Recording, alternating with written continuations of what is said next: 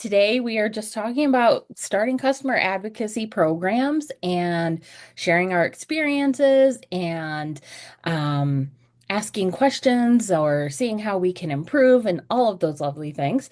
And Mariah Lenahan is here. Mariah, where are you from? What company is that? Uh, SurveyMonkey. yeah, I'm the senior manager of customer marketing for SurveyMonkey. So yeah. Awesome. Well, thank you for coming and sharing this with us. And Mariah's going to take it from here, and I'm going to turn off my video and I'll peep in when I hear or see somebody ask a question. Thanks, Mary. Well, super excited to be here. I was just such a fan of what Mary does that I was like, oh, if you need someone to run a circle and selfishly, I'm actually really excited to learn from all of you as well. But yeah, I'll give my quick intro, and then I'd love if we could just do a little round of intros. So my name is Mariah Lenahan. Like I mentioned, I'm the lead of the customer marketing team here at SurveyMonkey, one of our functions of which is what we call our advocacy program. And I have been with SurveyMonkey for 11 years, so quite a long time in the tech industry.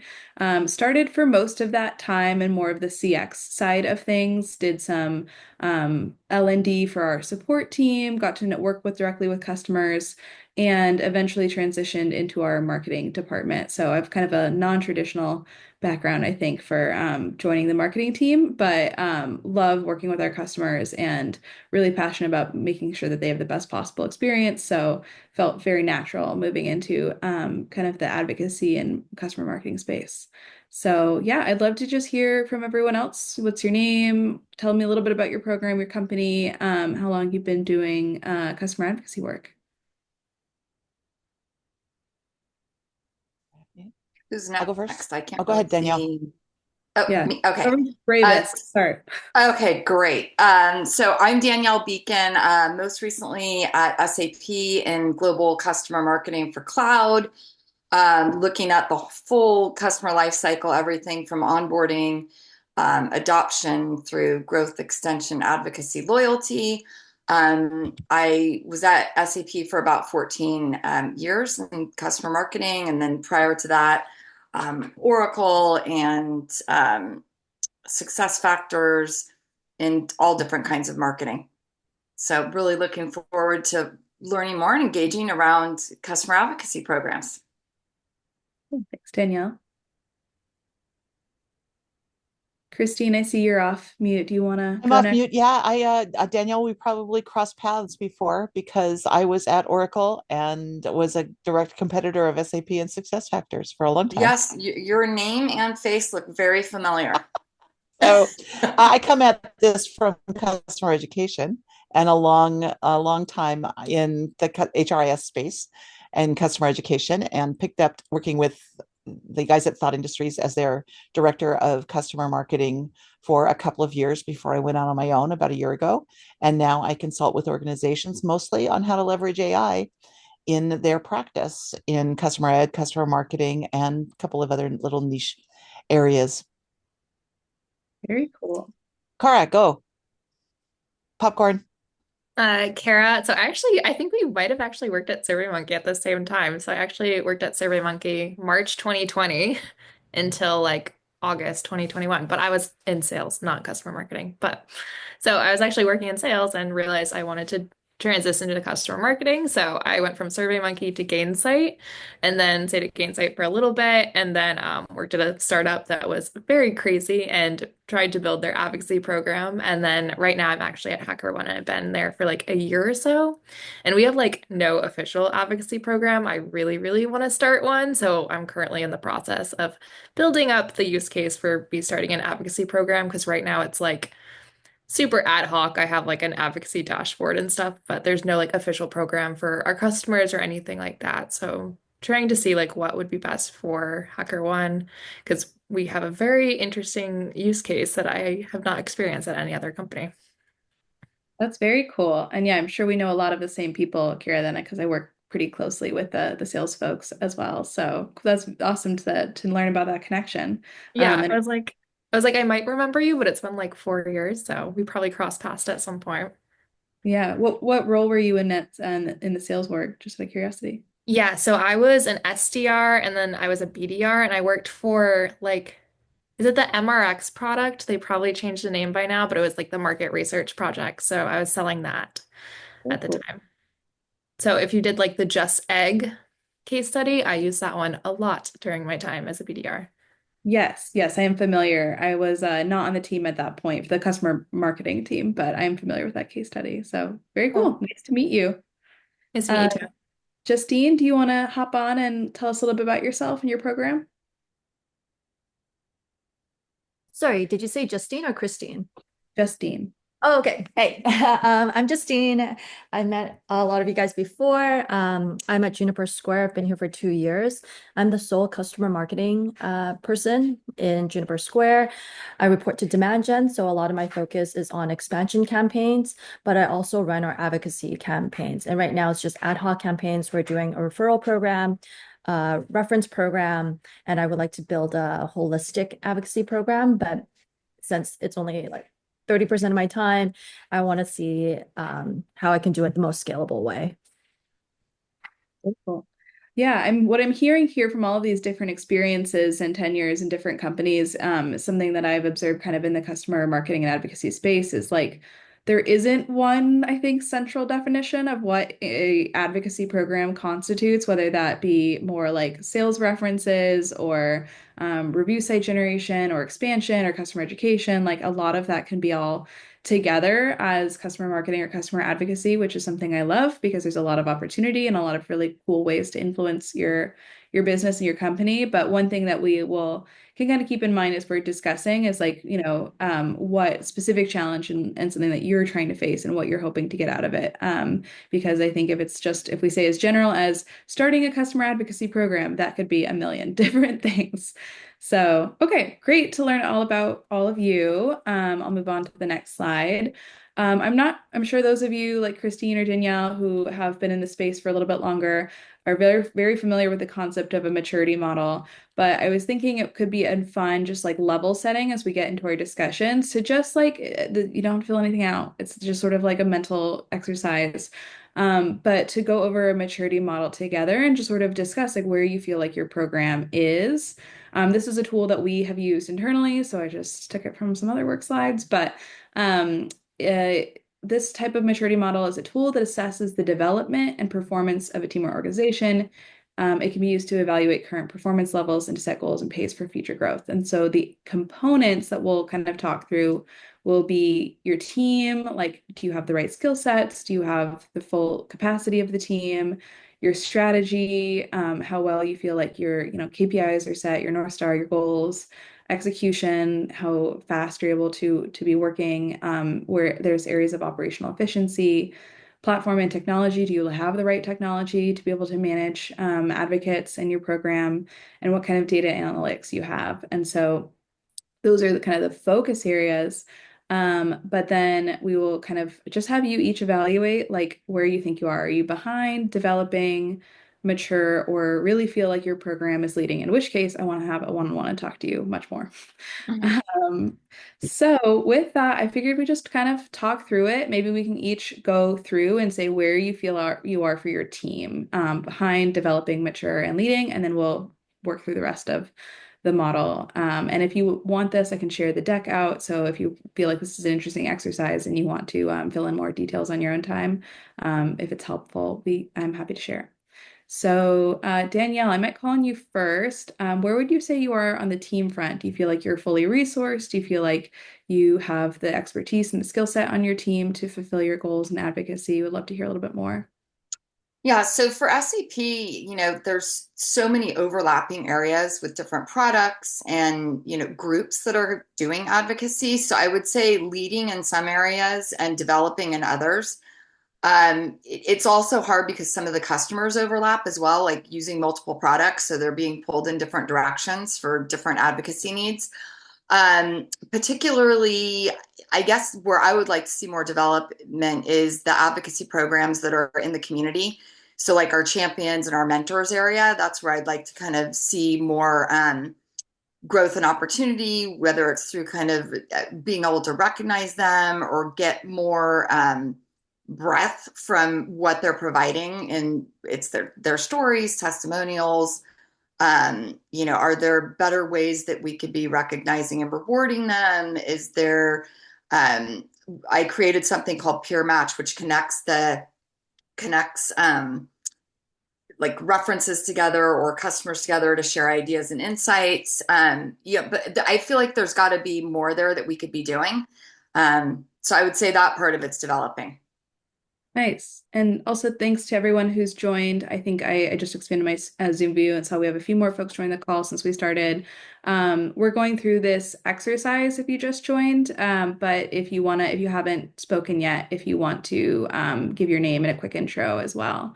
But I'll move on to Christine. How are you feeling that? I mean, I know you said you're a consultant, so it's a little bit different on kind of your side of the house.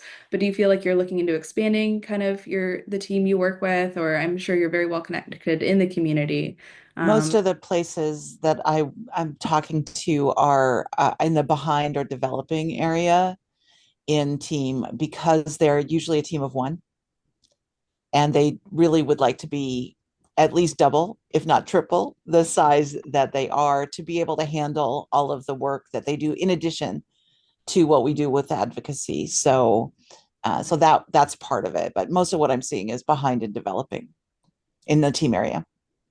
And what would you say, since you do get to speak to so many companies, if we could peek behind the curtain, what would you say are kind of the skill set or expertise that most folks are looking to develop in the advocacy space? Like, is there any common trends that you're seeing of like, oh, we really need to get someone who's got, to learn from in this particular area or double down here?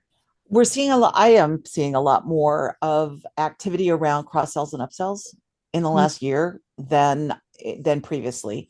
So trying to figure out what that means in customer marketing has been the challenge, but it certainly involves all of the components that you mentioned before, right? It's references, it's reviews, it's a lot of activity, live events, whether that's webinars or get-togethers, in-person get-togethers. I'm not sure. It really is the broad range, but the real focus is on being able to tie CM events to our activities, to revenue and cross-sell upsell activity. Very cool. Kara, I'll ask you if you wouldn't mind going next. Where do you feel like your company is in the team side of things?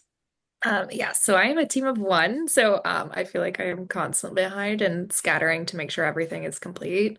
And there's just honestly things I just don't have the bandwidth to like fully manage. Like I manage some of our references, but a lot of them are still like those black book references just because I don't have the time to manage a full reference program. So definitely in the behind in some states. And like we've never even done peer reviews before. So like I'm currently kicking off like a new way of like doing peer reviews and like educating the CSM team on like why you should be asking. So definitely still in the behind.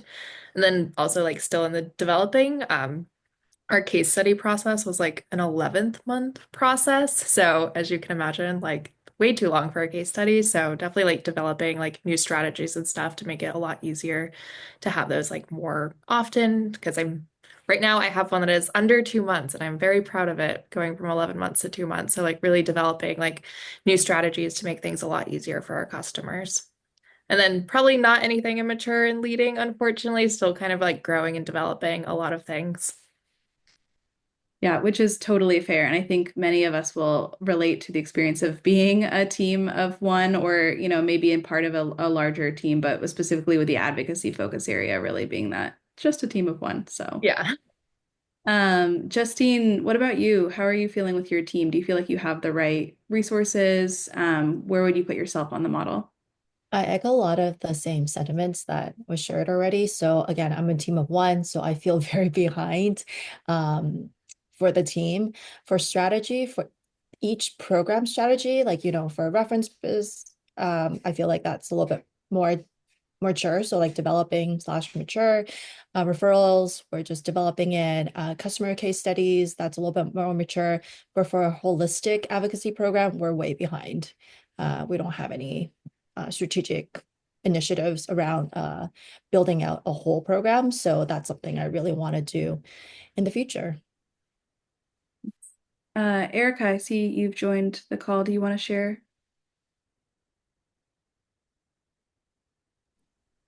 Sure. Yeah. Can you guys hear me?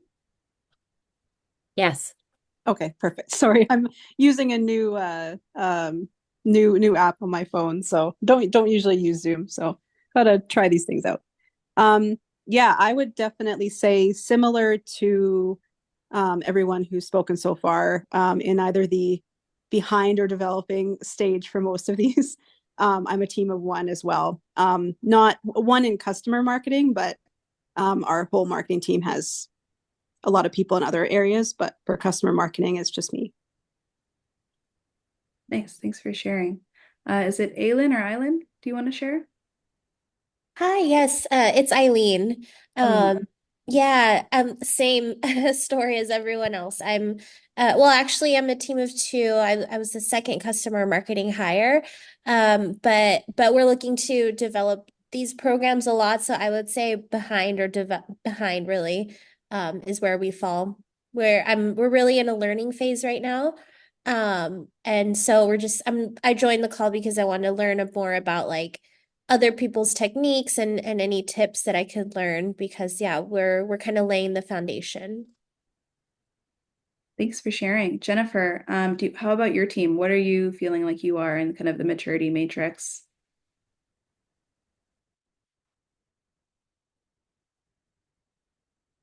Sorry there. I was locked up.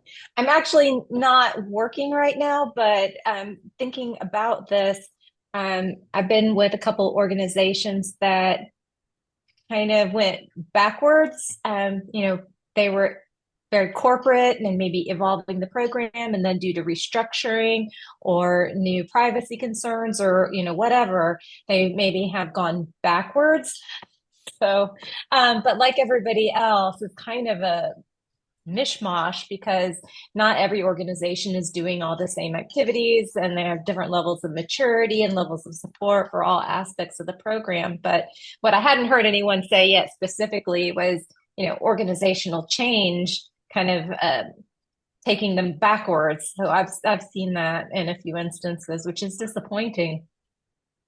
Yeah, that's a really great call out is that sometimes you might have a strategy that's working and kind of like good executional goal, like frameworks, ways of working, and then your company kind of changes things around on you, and then you have to kind of reset a little bit. So that's a Yep. great. Yep. Andrew, what about you? What are your thoughts on kind of where your program is right now? Yeah, so I'm a vendor in the space and I love being here to learn about gaps in everybody's program, not so I can sell you, but so I can solve problems and I can look at how we can continue to develop our solution to help folks go from stage to stage to stage. So I love coming and just rattling off a bunch of notes about new features or way we can simplify things to help potentially at the team stage, definitely the strategy, definitely the execution. I am the platform, so absolutely that, and then all the data. So I'm really just a fly on the wall trying to learn what I don't know and solve problems that I don't know exist. Well, I love that. Love the curiosity and willingness to just learn, and so you can better support your customers. Exactly. Chuck, how are you feeling? How's things going in your world? I'd say like so I'm feeling like I'm in developing, and I say that mainly because the company I'm at is, a smaller growing company. I've been at larger companies where, there's like tons of people, like a person or a few people managing technology just for customer marketing, big teams. Where I'm at, small team, strategy's good, execution seems fine, zero platform, use spreadsheets, analytics, like we have nothing really comparative to, robust programs. So data analytics, it's like hardly even measure that because we need everything right now, customers in different industries, speakers, webinars. So I think it's a function right now for me specifically of the company I'm at right now, versus um, anything else. If I was doing the same thing at a big entrenched company that's been around 40 years, that would be utter failure.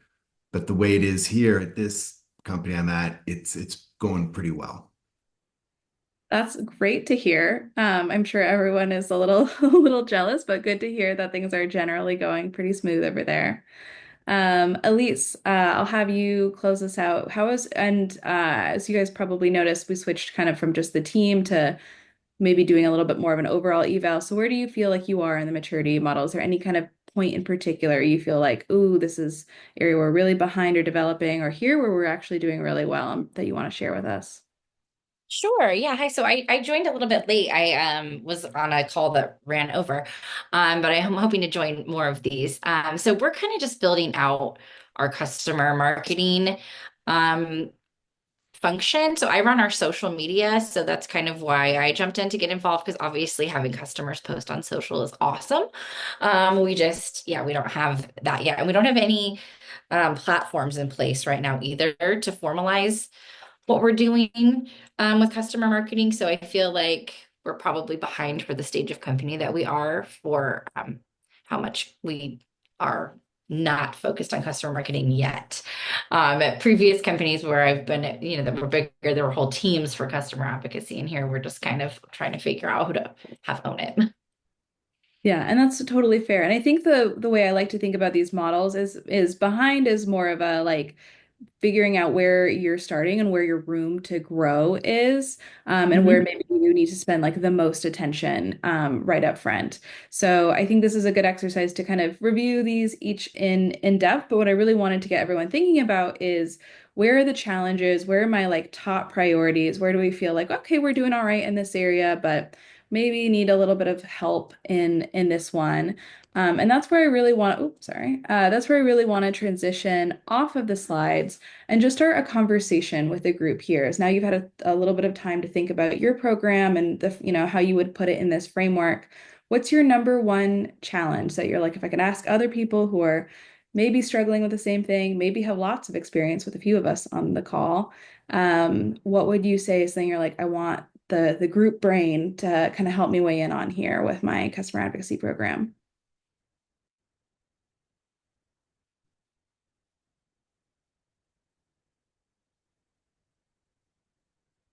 Kara, I'm going to call on you to get us started just because I know you mentioned you have a really interesting, you said a unique use case kind of for your business and kind of trying to position that advocacy program. So do you want to tell us a little bit more about that? What's like the number one thing you're really working through right now?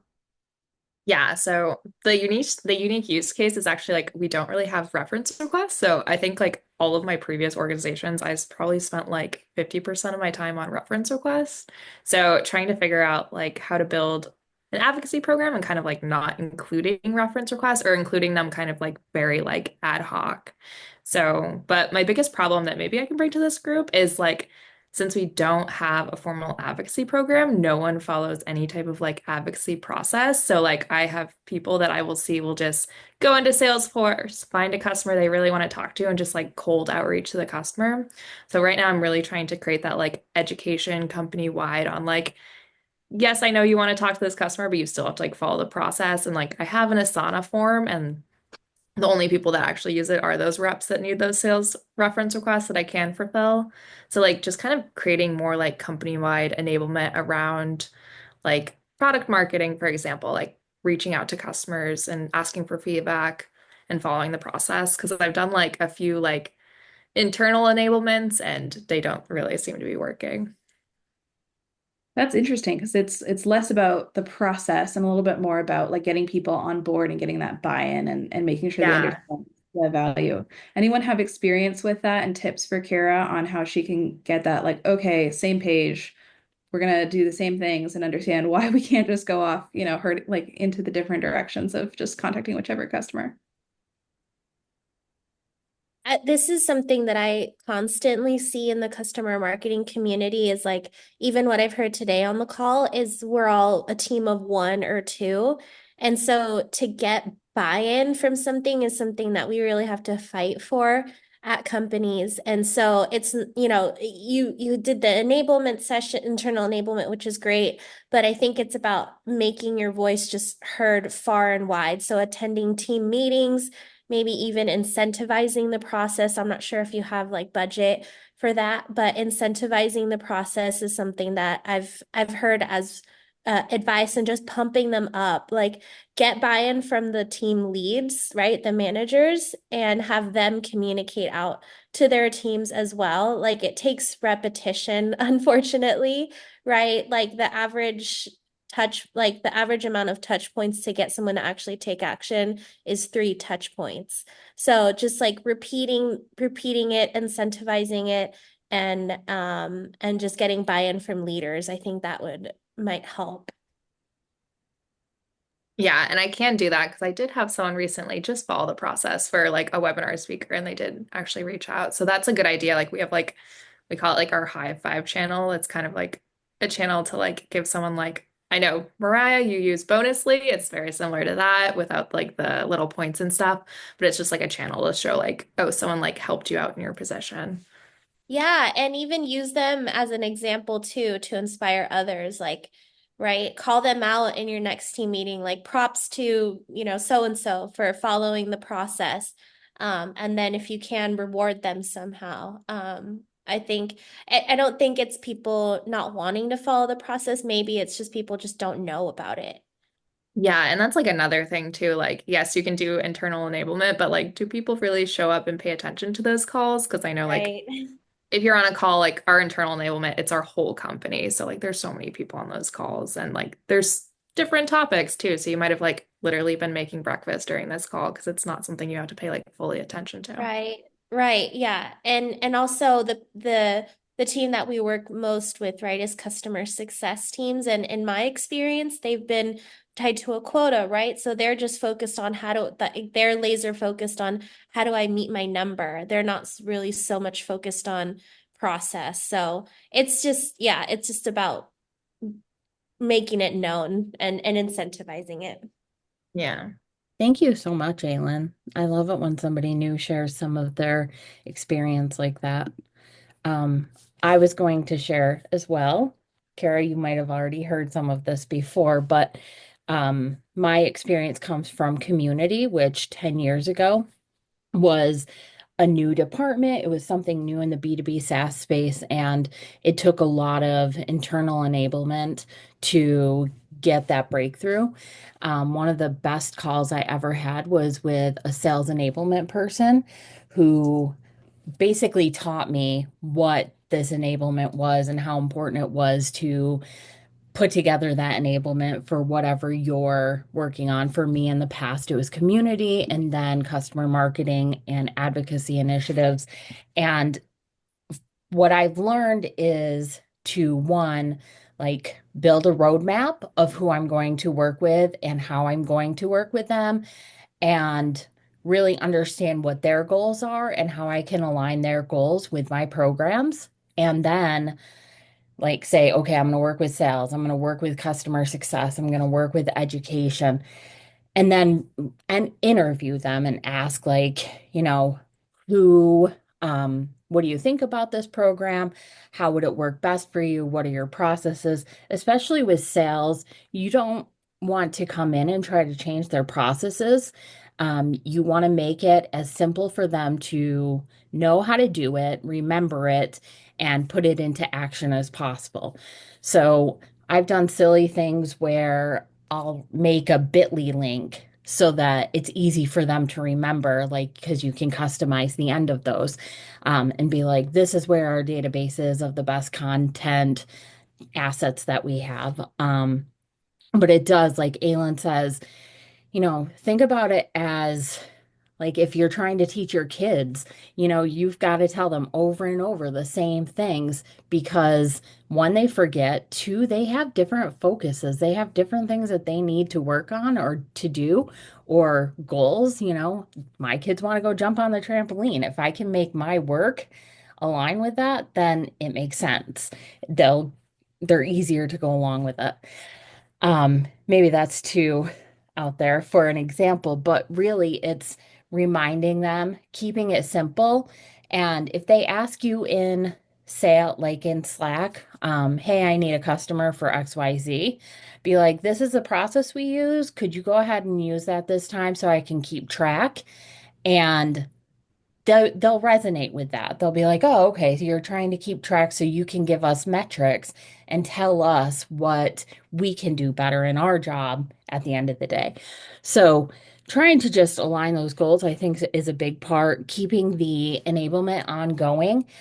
Kara, you said somebody just did something the right way. Yeah, shout out about them. And then maybe even on a sales call in the future, our customer success call, ask them how it worked for them so that they can share. I had somebody turn someone internally on their sales team into an internal advocate who basically did a little video for them so they could go back to the sales team and say, this is what we're trying to do for everyone else. And, each one of those people is a new win, a new thing that you're adding. And I just want to say it's an ongoing process. I talked to someone who had bought Slap 5 at one point, and they took a year to really think about how they were going to bring their sales team into it and get them using it well. And it took that year to get them to that point where they they felt like they had successfully onboarding the sales team. The sales team was working on it.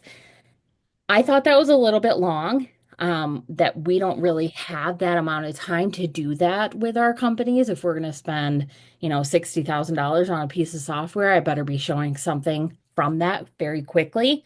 But think about those small wins that you can get now. Like who are the people on the sales team that would be open to trying something new? Ask the leaders, because those are the people that want to stand out. Those are the people that might partner with you to get this going more if you have something specific they can win from the partnership. So, yes, everything Aylin said, and if there's anything else I can do to help, let me know. Anyone else want to add more to that? I would just say salespeople do love being competitive, so contests are great.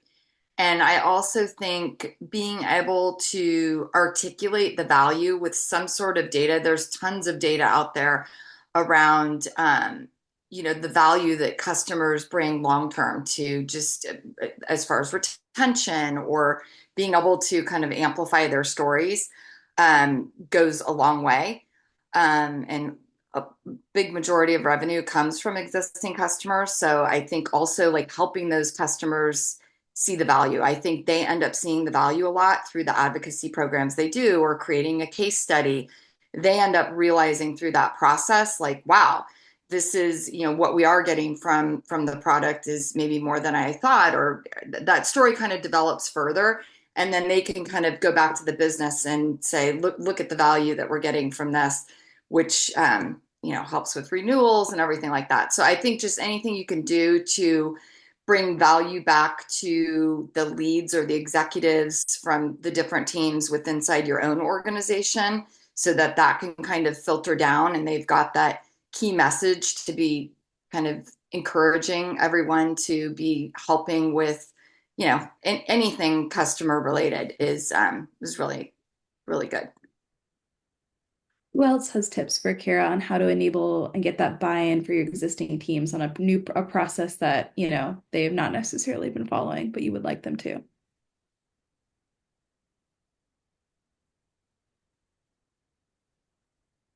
Any other thoughts? I feel like Andrew might have something to share here. No, the rewarding and the what was just said, I wasn't looking at the screen, so I don't know who was talking, but about like leaderboard and competing elements are where we've seen our customers have a ton of success. One that comes to mind, they do a monthly, essentially lottery for every customer they nominate into the program. So whether they're approved or not into the program, it's not, the goal is to just get new customers into their advocacy pool.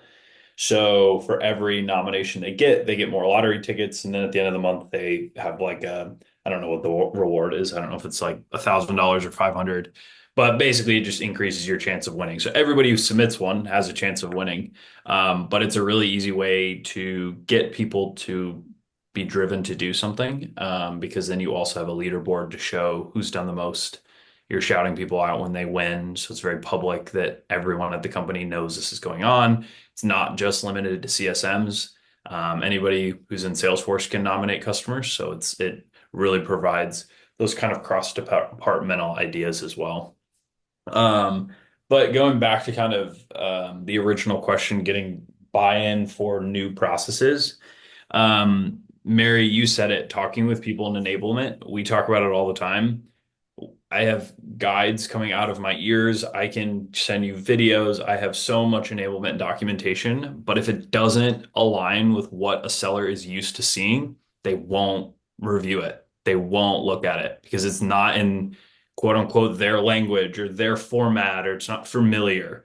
So I always stress meeting with enablement, talking with your teams, and using their expertise to then supplement what you're trying to get said new party to do. Don't rely on the vendor. Don't rely on what you think is best. Don't rely on, what people in the community say. Go to the folks who are, experts at your business and get their thoughts, and then kind of plug into those. I love that. And I also think that like presenting a like, hey, I'm having this challenge. What are your thoughts? Like I love your advice. People love to help out in that kind of way. So I think that's often a great tool to get us against the problem rather than like, this group is part of the problem. The only other thought I would add for Kara is just that it's easier to start good habits from the beginning than it is to have bad habits go away. So anything you can do when people are first joining the company, also to like let them know about the process, is just another part of enablement rather than just sort of the continual reminders for the team.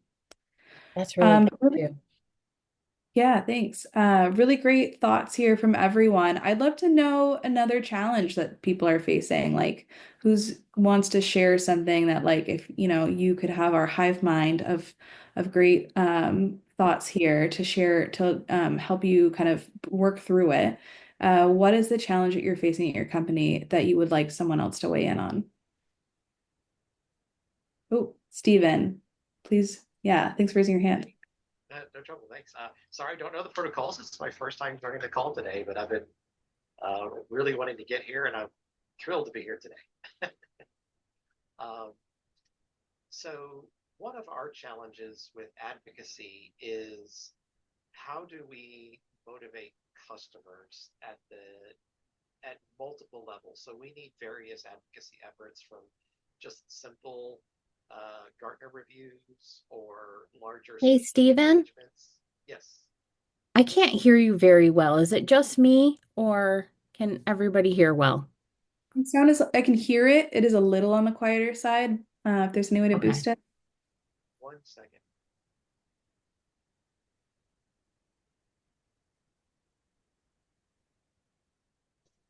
How's that? Oh, way Much better. Wrong microphone selected. Okay. So thank you. One of the challenges that we're facing with advocacy is how do we motivate customers to be advocates? And specifically, we've used a program of incentive rewards using Influitive, and we decided to move away from Influitive. And now we're looking at, what are some good ways that we can continue to incentivize our customers to conduct various advocacy efforts for us. Anything from as simple as a Gartner review, which isn't quite simple, but more elaborate, like a speaking engagement. That's a really great question. I'm sure there's lots of thoughts here. Who wants to start? Now I can't hear you. Oh, I said that's a great question, and I think there's lots of thoughts here. So who wants to start us off? I know this sounds super simple, but I asked them what motivates them. So, like in the intake survey, on joining an advocacy program, I'm like, what motivates you to be a HackerOne advocate? And that's really good. One, learning how to celebrate them in the right way, and also learning like how not to celebrate them. Like one of my questions is literally like, if I were to send you a gift, like what would you appreciate and what would you not appreciate? Because like, I don't know, there's so many different people who are like, I live in a tiny apartment. If you give me some swag, it's just going to cause stress. So that kind of helps me. Like, we had a customer do a speaking event, and I asked that question, and I was able to send her like a consumable gift. So I sent her Guinness beer, and she really enjoyed it. So, like, really asking your customers, like, how do you want to be appreciated? Like, I know you're doing this as a favor for us, but I still want to send you something to celebrate you doing this with us. So like I do ask them like, what would you like to get? And that has helped. And it also like does create some good feedback with like the customer because it is taking that extra step to kind of like really know them as a person and as an individual rather than just, checking off a box for a speaking engagement. Love that.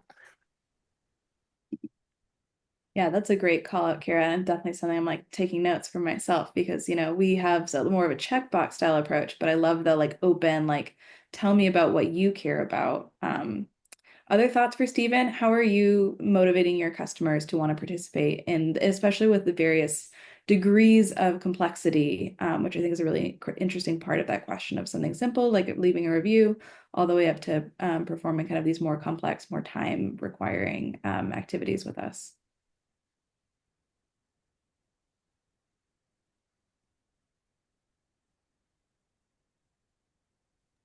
I can share. So one thing that when I first started doing this, I was like, how am I going to motivate these people to advocate for our company? I felt like it was a huge ask. And what I failed to realize at the time was that a lot of customers want to. Like if Apple had an advocacy program that I had time to participate in, and they were like, hey, we want you to participate in our program, I'd be like, oh, yay, this will be great. Like, I would love to do that. So, one, remembering that they a lot of times want to. Um, so that helps. And that helps with the messaging that you use as well, because instead of saying, could you please do this for us? Could you please do that? You're saying, here are some opportunities where you can do these things. And then second, what Kara was talking about reminds me of the questionnaire I put together when I bring people into an advocacy program. Goes along with the research that Laura Ramos from Forrester has done about the four types of advocates. How do you want to participate in a program? Do you want to educate others? Do you want to like give reviews and share your experiences, which is education, but it's a certain type of education? Do you want to collaborate with us on different projects? Or I can't think of the fourth one off the top of my head, but there was a fourth one, and it really helped me to, oh, it was the status seekers, be people that want to find new career opportunities and things to further their job, basically. And keeping that in mind, it gave me an idea of the like the goals that this customer had. So I'd also ask, and how can I show you my, appreciation for participating with us? And there were four types of rewards that HubSpot has done some research on. And that was like exclusive events or exclusive opportunities, swag and gift cards, and a thank you note, which I have had somebody say they just wanted a thank you note. But it goes back to, what are their goals? Are they trying to educate others because it makes them feel good and they like to help others? And there's certain activities that they're going to do because of that. If they want to grow their career, then there's certain activities that they might want to do because of that, like speaking and being on webinars and being on social media and stuff. And so first, it's thinking about those things. But when you come down to the advocates that tend to do a lot with a company, it usually ends up being those ones that are looking for the exclusive content, information, opportunities, and things like that. More of those free rewards that you can only put together by knowing your company and your teams and what your customers want. So, like Sarah said, or Kara said, put it on that form where they're coming into your program and ask, how can we show our appreciation? That's a great question. And then think backwards to what types of advocates they are. That's a really great call out, Mary. And one thing you touched on there is also related to like being teams of one, I think, many of us. there are also times when you really do have to think about what's scalable and like what's most effective for you with a limited time you have. You can't do everything and be everywhere at once. So like one thing that we do, for example, is for reviews, for example. We will try and figure out ways to automate those requests when possible so that the more high value, like webinar engagement, participating in a sales reference, those activities that require a little bit more one-to-one relationship building and investment, we have more time for those kinds of activities. And it's just a great way. Many customers are happy to just leave a quick review. It's a smaller ask, and especially what to Mary's point on the thank you note. So for example, what we'll do after our NPS survey, because SurveyMonkey gotta have that NPS survey, is ask people, everyone who takes the survey, the follow-up is, oh, thank you so much for your feedback. Like, please consider leaving us a review. So areas like that where you're already have a process that you can follow up on, I think, and wherever you can create efficiencies to give yourself more time in those like areas of that require a little bit more investment, I think is helpful as well. I have a screenshot image I want to show quick that I put together. It's in the CMA Weekly website. Let me see. Can you see this? Yep. Yeah. Okay. So this is just basically like the types of the advocates, and then, what their goals might be, like how they self-select and how you can identify them, nurture them, activate them, and some of the other activities that they would do based on the type of advocate they are. And that for me has always been really helpful in figuring out how to best reward them. That's Okay. all. I love this, Mary. Thanks for sharing. Sure. Eileen, I think I saw that you went off mute. Did you have something you wanted to add? Oh, I was just curious, if, whenever we're ready to hop over to the next topic. This is great. Thanks for sharing that chart. I was curious to know, like how to kind of best frame conversations that we have with customers. Like, what types of questions have you found that have been most effective to really get people talking? This might vary by industry and it might vary by company, right? But like, what are some of like your key points that you have in mind when you're doing like a interview with the customer or trying to build a case study or a story? Excellent question. I'm sure there's lots of thoughts there.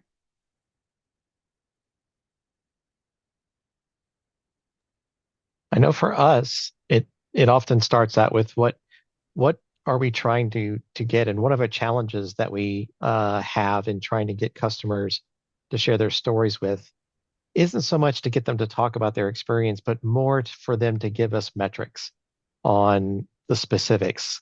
Because a case study is good, but a case study that includes metrics is even more powerful. So we build into those questions. Hey, we understand sometimes it's difficult for you to give information you don't want to reveal in metrics, but if we do a pre-interview preparation, just think about some ways that you could express the success you've had with our platform in measurable ways, and we'll give some examples of that that are often palatable for their organization to work with.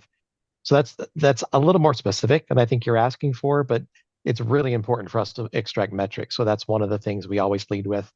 We try to prepare folks with questions and keep them as open-ended as possible so that it's more conversational and we can drive off that conversation.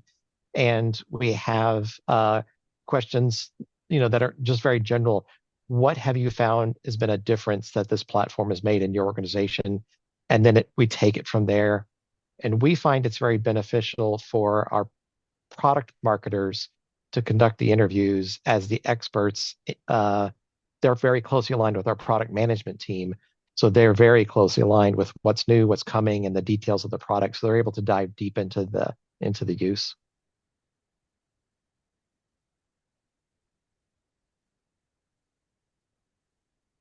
Who else has thoughts for Eileen? Thank you, Stephen.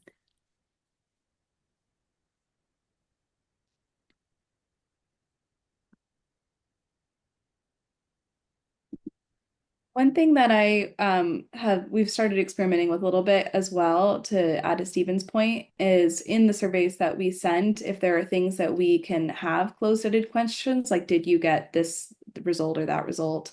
That kind of helps us to say, like, as we're developing the case studies, like this customer received this result, because it's sometimes hard and open-ended. I've, having been on the other side, to think of like, well, I don't know, how do I frame exactly what the value I got was, or like, how do I put that in a number that's, and it does require a little bit more cognitive load for the customer. So anything that you can do to prep them, to Stephen's point, or make it like, here's a set of options, that you can think about, that might be something that helps just to get that willingness to share a little bit more on impact. Yeah, and sometimes some question that we sometimes ask too is what they like most about their job.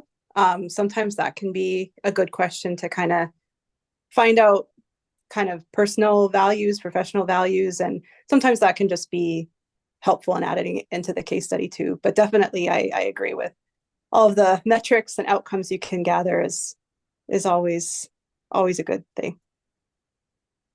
Yeah, I love that question, Erica, just like keeping it, learning a little bit more about them as a person, and again, not just like, well, we do want, the goal of the case study is to, to be able to share a lot of that other stuff out. It helps to build that relationship as well.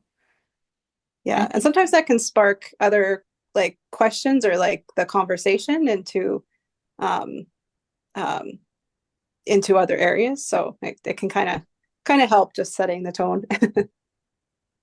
And metrics in the B2B SaaS space, that's a very common thing from most of the people in the community when they're doing case studies. They want to get those metrics. They want to know what's making the impact so they can include those metrics in the stories. Wow, we're getting towards the end here. This has been a great call. Thank you, Mariah. Yeah, thank you so much, everyone. I will share my screen. Is there any last, but I think we have 4 minutes technically, I believe. Yes. Okay. Is there any last questions or thoughts anyone wants to add? Otherwise, I will have a feedback survey for you in just a second. I love that. A feedback survey. I mean, when you work at SurveyMonkey, it's that's I get to do surveys a lot. So, but yeah, thank you. This was my first time leading a call like this, in this kind of setting, and I love being part of this community. I think, Mary, you've done such an incredible job bringing people together, letting people be open and vulnerable and ask questions, and know that, we're all learning and growing in our practices as customer marketers and advocacy leaders. So would love to hear your feedback about how the session went. If you want to scan the QR code, I can also send Mary the survey link directly if you don't have your phone handy, to scan the QR code. But would love to just hear your feedback. Also have a question in there that I plan to share with Mary that's on just like any other topics you'd love to have these sessions revolve around in the future. So yeah, thank you so much for all of your time. I loved hearing the questions, loved getting to know all about the work that you're doing in your programs, and super excited to keep connecting with you all through the community. Thank you so much, Mariah. This has been really great. Thank you, everyone, for coming. It was nice to meet you, Danielle and Stephen. And hi, Chuck. Hi, Kara. Hi, Allison. Welcome, Erica and Jean. I believe you've been here before. So welcome again. Have a great Yeah, week. it's great to be here. I jump in whenever I can with my I know. job. Yeah, I get that. So yeah. Yes, We'll see you thank all you. next week in the community. Have a great weekend. Bye. Y'all Thank too. you. Bye. Bye, See ya. everyone.